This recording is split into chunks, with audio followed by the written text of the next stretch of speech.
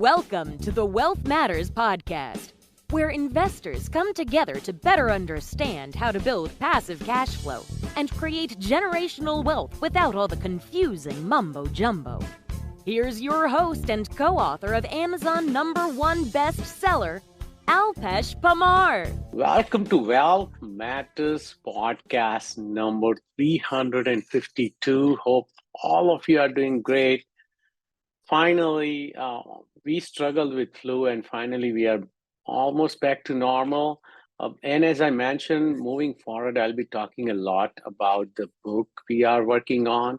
It's going to be investing in money book for kids.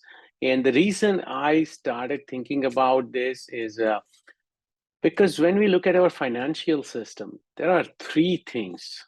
First, I thought there is one thing, then I kept adding, and there may be more, but there are three important things we don't talk about. First and foremost, it's about money. It's about investing. Why do we go to school?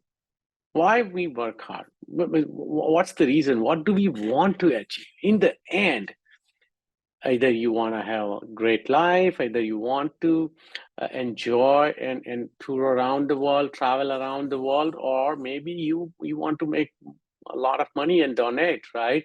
But it all trickles down to money and finances, right? So why don't we in the school talk about money?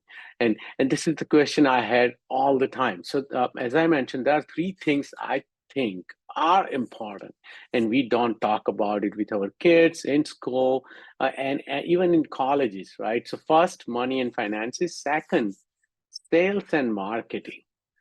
If you think about it, we are always selling ourselves. Even if you're working in a W-2 job, even if you are switching around, right? You got to know about sales and marketing somehow. We need to be able to market ourselves, right? So this is another important skill set which we don't talk about. Building friendship, relationship building. I think it's very important in this world that we teach kids about, being kind to each other, making friends, not to bully each other, whatnot, right? And then things are moving now, especially in this social media, internet world, and on top of that, AI is coming. That kids may not even talk to anyone in person. Most probably they won't be even chatting like face to face. Most probably they are texting, and that's about it. So I think it's very important for them to learn about how to build relationship, how to build friendship, and continue to work with that friendship or relationship, right? So these three are important things which I think are very much needed in our lives, right? So of course I thought, what can I do about it? And that is how the idea of the book came. And of course I'll talk about what happened and how we started thinking about the book.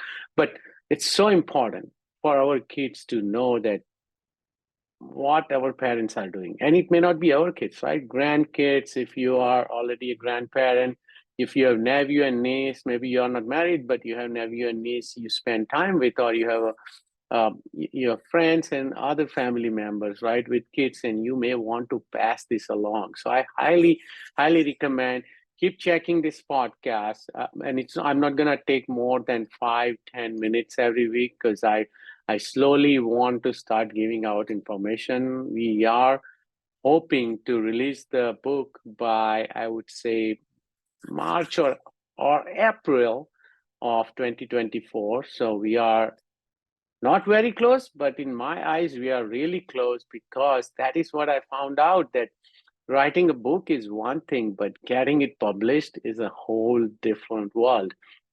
So writing a book means you put down your thoughts, and of course, as you guys know from my accent, from of course whatever else, that I'm not a native English speaker, right? But I learned after moving to US. Not that I learned English, I knew English, but I learned how to speak in American accent. I tried, right?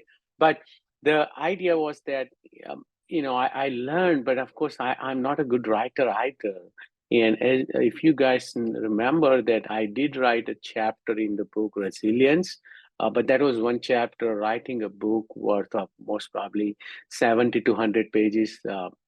Needs a lot of commitment, a lot of ideas, and a lot of lots of time as well, right? So after writing, there are so many steps I realized. The first step is, finish your book and then send it to someone called development editor, right? Because I thought, yeah, you send it to an editor and you're done. No, so there are a lot of different types of editor, and one is developmental editor who will look at the book and he or she, in my case, she will figure out how if the flow of the story works, if we need to tweak the story, if we need to move things around from chapter wise, if we need to add a certain explanation because it's for kids, etc. So developmental editor would do that, and usually they will take about a couple of passes, right? So we are at that stage right now where my development editor had finished one pass. My daughters and I went through it, and then we have sent it back for the second pass. And as of now, we received the second pass from the editor. So we are going to during the Christmas break, we will go through it and try to finalize the first draft of the book, and that's called manuscript right now. After the development edit is done, then there is something called copy editing and line editing. In copy and line editing, the editor will look at the grammar, how the sentence is situated in the book. Does it make sense or not? If we need to separate the sentence out, if we have added a lot of and, semicolon, and whatnot, because it's a kid's book, we want to keep the sentences short and simple. So that is what line editor and copy editor will do. And once that is done, again, I'll get to take a look at it. And once I say, yeah, it looks great, then it goes to the proofreader. And that is the final proofreader will go through either typos and spelling mistakes and whatnot.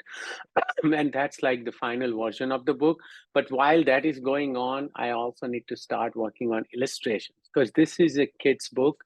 We need to have some graphics, right? Illustrations, images, whatnot, so that it makes it easier for kids to understand the flow of the book and what we are trying, the message we are trying to convey.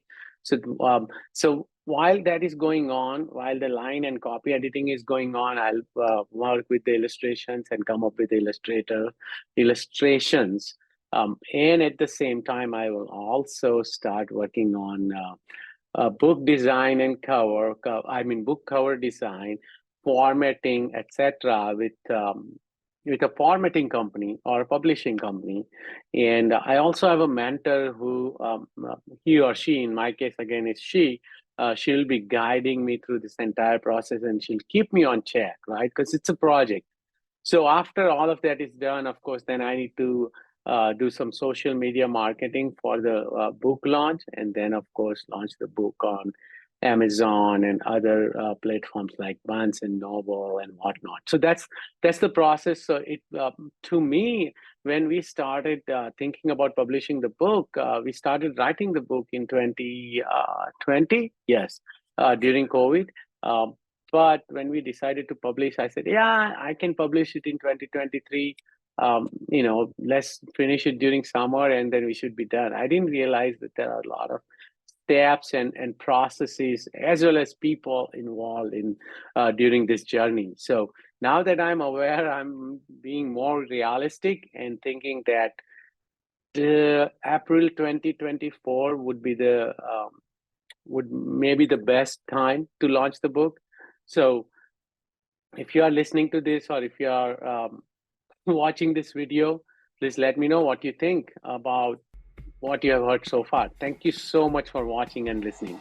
Take care. Thanks for listening to the Wealth Matters podcast. If you enjoyed it, please leave us a 5-star rating on iTunes so others can enjoy the show too. Have a great week and happy investing!